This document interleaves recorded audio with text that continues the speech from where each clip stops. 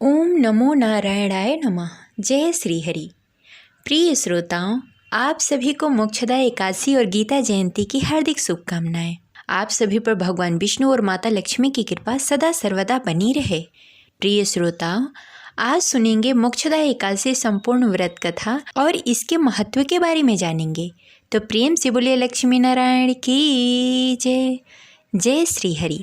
इस बार मोक्षदा एकादशी 1 दिसंबर 2025 दिन सोमवार को मनाई जा रही है। हर साल मार्गशीर्ष मास के शुक्ल पक्ष की एकादशी तिथि के दिन मोक्षदा एकादशी का व्रत रखा जाता है।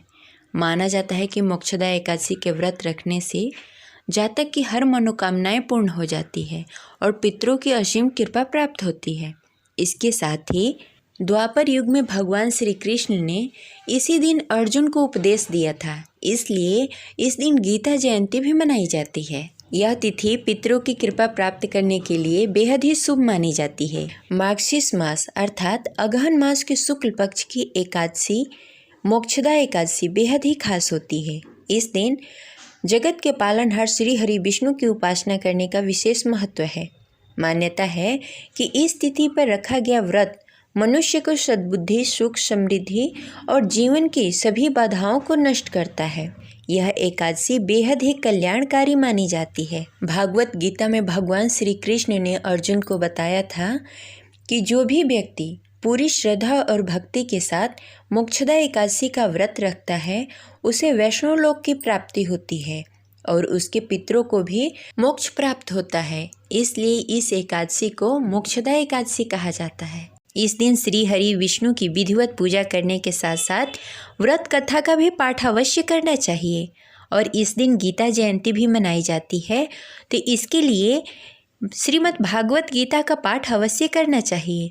अगर आपसे पूरा संभव न हो तो गीता का 11वां श्लोक अवश्य ही पढ़ना चाहिए या सुनना चाहिए। तो चलिए पूरी श्रद्धा और भक्ति के साथ जगत के पालनहार श्री हरि विष्णु और माता लक्ष्मी के चरणों में नमन करते हुए सुनते हैं मोक्षदा एकादशी संपूर्ण व्रत कथा। तो प्रेम से बोलिए लक्ष्मी नारायण की जय। जय श्री हरि। कथा शुरू करने से पहले इस वीडियो को लाइक कर दीजिए और कमेंट बॉक्स में लिखिए हरे कृष्ण। एक बार महाराज युधिष्ठिर ने कहा, हे भगवान, आप तीनों लोकों के स्वामी हैं, सबको सुख देने वाले, जगत के पालनहार, जगतपति हैं। मैं आपको नमस्कार करता हूँ। हे देव, आप सबके हितैषी हैं, अतः मेरे संशय को दूर कर मुझे बताएं कि मार्गशीर्ष मास की एकादशी का क्या नाम है। इस एकादशी में कौन सी देव की पूजा की जाती है तथा इसकी क्या विधि है, कृपया करके मुझे बताएं। भक्त वत्सल भगवान श्री कृष्ण कहने लगे कि हे धर्मराज, तुमने बड़ा ही उत्तम प्रश्न किया है। इसको सुनने से तुम्हारा यश संसार में फैलेगा। मार्गशीर्ष मास की शुक्ल पक्ष में पड़ने वाली इस एकादशी को मोक्षदा एकादशी कहते हैं। यह अनेक पापों को नष्ट करने वाली है तथा चिंतामणि के समान सभी कामनाओं को पूर्ण करने वाली है, जिससे आप अपने पूर्वजों के दुखों को खत्म कर सकते हैं। इस दिन दामोदर भगवान को धूप दीप नैवेद्य के साथ पूजा की जाती है और व्रत भी रखा जाता है। अब इस विषय में मैं पुराणों की एक कथा कहता हूँ, ध्यान पूर्वक सुनो। गोकुल नाम के गांव में वैखानस नामक राजा राज्य करता था। उसके राज्य में चारों वेद के ज्ञाता ब्राह्मण रहते थे। वह राजा अपनी प्रजा का पुत्रवत पालन करता था। एक बार राजा ने रात्रि में एक स्वप्न देखा कि उसके पिताजी नरक में हैं।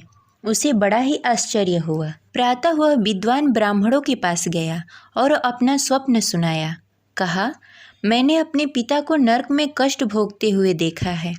उन्होंने मुझसे कहा है कि हे पुत्र, मैं नरक में पड़ा हूँ, यहाँ से तुम मुझे मुक्त कराओ। जब से मैंने यह वचन सुना है तब से मैं बहुत बेचैन हूँ। चित्त में बड़ी अशांति हो गई है। मुझे इस राज्य, धन, पुत्र, स्त्री, हाथी, घोड़े आदि से कुछ भी सुख प्रतीत नहीं होता।